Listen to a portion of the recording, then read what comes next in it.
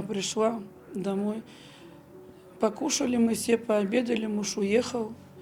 Старшая дочка у нас на работе была, она в 6 часов приходит с работы.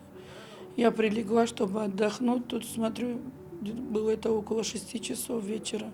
Дети забегают, Севиля Суряне говорит, она у нас горит на кухне что-то.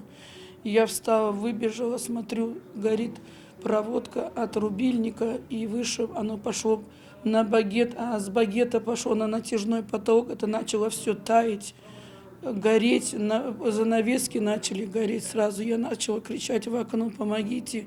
Хотела что-то там воду взять, потушить, но было невозможно. В течение 5 минут мы были в доме.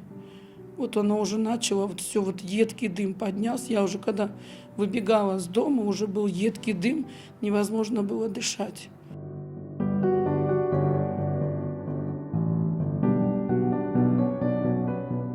Я сразу побежала за документами.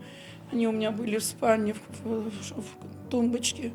Дети выбежали через окно обе, Уряне Севили, а я схватила документы.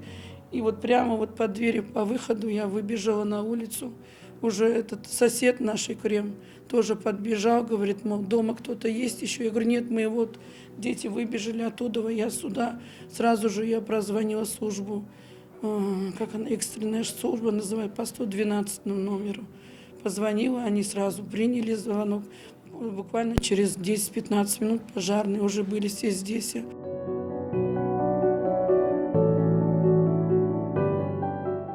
Это замкнула проводка. Прямо вот от рубильника шел, видно, вот как вот провод идет в стене. Вот так вот она начала гореть и на багет. Вот именно кухня начала гореть сильно очень. У нас там еще и газовая плита, но баллоны у нас были в гараже. Вот это еще спасло, что не взорвался газовый баллон.